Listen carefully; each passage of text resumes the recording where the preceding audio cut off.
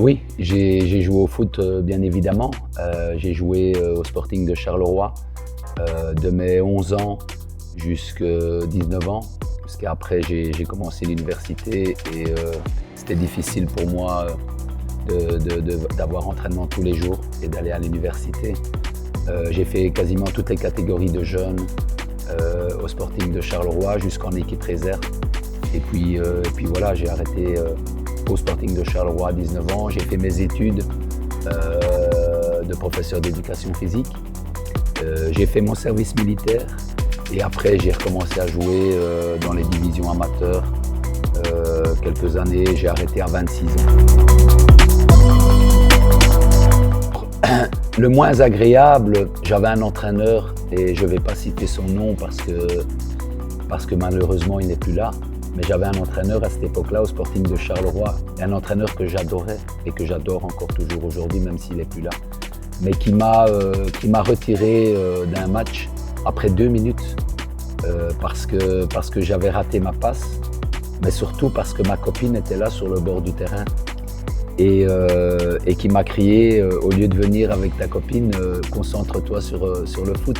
Et après 2 minutes de jeu, il m'a retiré du match, il m'a fait sortir. Mon plus beau souvenir, c'est la première fois que j'ai été convoqué à 17 ans, j'avais 18 en équipe réserve, donc avec la deuxième équipe du Sporting de Charleroi. À cette époque-là, pour moi, j'étais pas un joueur extraordinaire, et donc à cette époque-là, pour moi, c'était vraiment quelque chose d'exceptionnel.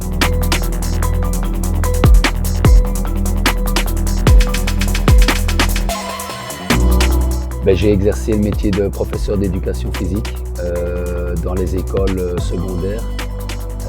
J'ai travaillé pendant 26 ans. J'ai travaillé un peu partout, à Bruxelles, à Charleroi, à Mons.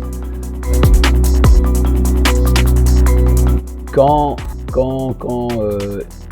je n'ai pas de club, quand j'ai eu des mauvais passages et que malheureusement j'avais perdu mon emploi, oui, ma femme me demandait de travailler avec elle dans le jardin. Ça, c'est une vérité. Donc, j'ai passé du temps un peu dans le jardin. Mais sinon, j'ai une petite salle de sport à la maison et je fais beaucoup de cardio parce que j'en ai besoin mentalement, surtout le lendemain des matchs. J'ai un tapis, j'ai mis quelques appareils et j'essaie de faire du sport pour garder l'esprit mental libéré et aussi pour me sentir le mieux possible dans mon corps.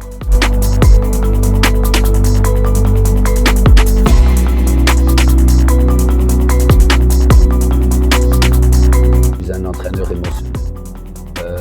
Je suis quelqu'un de sensible aux gens qui sont dans la difficulté, aux joueurs qui sont dans la difficulté, aux joueurs qui donnent tout. C'est dans les deux sens. Je peux avoir des émotions pour un joueur qui n'est pas bien, je peux avoir des émotions pour un joueur qui est très bien, je peux avoir des émotions si l'équipe ne fonctionne pas, mais je peux aussi avoir des grosses émotions si l'équipe fonctionne. Donc c'est vrai que je travaille beaucoup avec les émotions. J'ai envie de dire que j'ai quand même plusieurs souvenirs. J'ai tout d'abord le souvenir d'un titre exceptionnel avec le Red Star Woluwe. Donc à cette époque-là, on était en division 3. Donc si je ne me trompe pas, aujourd'hui c'est la D1 amateur. On a été champion et puis on a failli monter en division 1. À cette époque-là, on est monté en division 2 et si le club ne tombait pas en faillite, on serait monté en division 1. Donc il y a ce souvenir-là. Il y a évidemment le souvenir de l'Union Saint-Gilloise où on a été champion, on a été vice-champion en division 1, on s'est qualifié pour l'Europe, donc ça ce sont des grands souvenirs. Et puis bien évidemment tout ce qui s'est passé à Charleroi j'ai quand même passé là-bas 8 ans de ma vie et donc beaucoup de bons moments là-bas aussi. C'est ma priorité et je pense qu'avant de parler football, avant de parler tactique, c'est important de parler de cohésion, comme vous venez de le dire. C'est la chose la plus importante pour essayer que, en fait, le bon fonctionnement d'un groupe, il s'appuie sur que tout le monde fasse la même chose au même moment. Je pense que ça, c'est le plus important. Donc, dans une manière de courir, dans une manière d'attaquer, dans une manière de défendre et surtout dans une manière de penser. Et donc, quand il y a des différences de culture et de langue, c'est un peu plus difficile. Et donc, j'essaye au maximum de parler avec le plus de joueurs possible, de parler collectivement, mais de parler individuellement. Essayer de restructurer pour que tout le monde soit le plus souvent possible ensemble. Comme les repas, comme les heures d'arrivée, comme certains entraînements, où je sais que parfois on divise les groupes pour faire du spécifique. Moi, j'aime bien essayer de faire le maximum de choses avec tout le monde, pour que tout le monde se sente concerné, pour que tout le monde se sente important et pour que tout le monde fasse finalement la même chose, pour essayer d'arriver au fait qu'on doit essayer de penser de la même manière pour avancer de la même manière.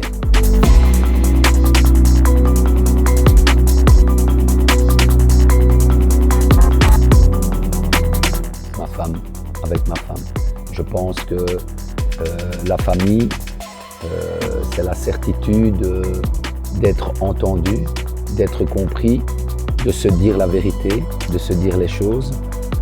Parce que parfois, quand vous êtes à l'extérieur, peut-être que par peur de vous blesser, certaines personnes n'osent pas dire les choses et ne disent pas vraiment ce qu'ils ressentent. Donc, quand quelque chose ne va pas, malheureusement, j'ai plus ma maman et mon papa est très très vieux et malade, donc je ne sais plus m'appuyer non plus sur eux. Et donc, je m'appuie sur ma femme qui est une ancienne grande sportive et qui comprend les moments difficiles, les moments plus gais et avec qui je peux avoir une conversation, même si elle n'est pas plus amoureuse du foot que ça, mais c'est avec elle que je discute le plus. Groupe, confiance, trust, que ce groupe a des qualités et que malgré la situation difficile aujourd'hui au classement, que j'avais vu de très bonnes choses sur l'aspect de l'envie, sur l'aspect de la mentalité, sur l'aspect de l'organisation, mais que moi je voulais un vrai groupe et que pour avoir un vrai groupe, il fallait bien évidemment, chaque entraîneur a sa philosophie, changer certaines choses pour que justement ces joueurs soient le plus souvent ensemble, que je voulais de l'ambition et que je voulais qu'on monte sur un terrain avec la mentalité de vouloir gagner et pas la mentalité de ne pas perdre, c'est différent et que c'est comme ça qu'on allait réussir notre projet dans les mois à venir. Donc de l'ambition, de la confiance au club, de la confiance aux partenaires, de la confiance à l'équipe, de la confiance au staff et que si tout se fait dans la confiance et dans le respect qu'à un moment donné, on aura les résultats qu'on veut avoir.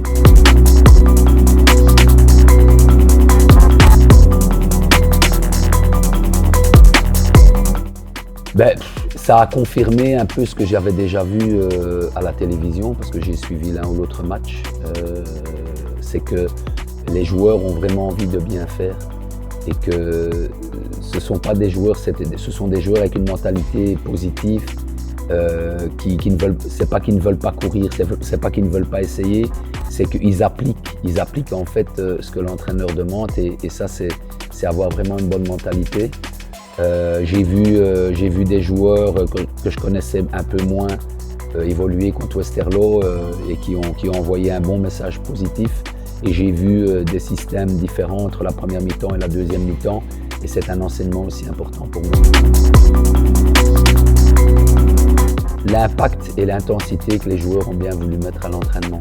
Je leur avais demandé évidemment que tous les entraînements devaient être faits avec beaucoup d'intensité, beaucoup d'impact.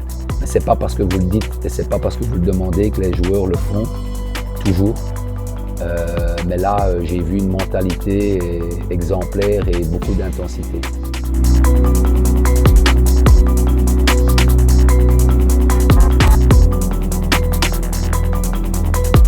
J'essaye toujours d'arriver à peu près 5 heures avant le match et je refais la même chose. Je bois une tasse de café et puis je refais mes vidéos, je refais mon speech Quand j'ai gagné, j'essaye de garder le même pantalon, les mêmes chaussettes et la même chemise, mais ils sont lavés quand même.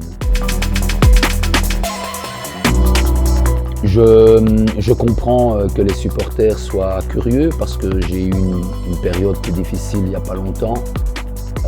J'ai eu une période aussi plus difficile dans Limbourg il y a quelques années.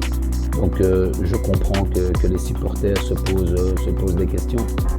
Moi, mon ambition, c'est tout simplement pour le moment de faire sortir le club, l'équipe de la zone rouge, étape par étape.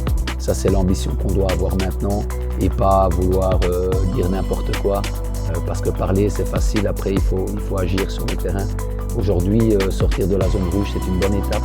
Et puis, quand la confiance reviendra chez tout le monde, on pourra peut-être, je dis bien, penser à quelque chose d'autre. Mais tout le monde doit être conscient que le championnat belge aujourd'hui est devenu très difficile. Et que quand vous êtes dans une situation comme celle d'aujourd'hui, on doit penser d'abord à se sauver le plus vite possible avant de parler d'autre chose.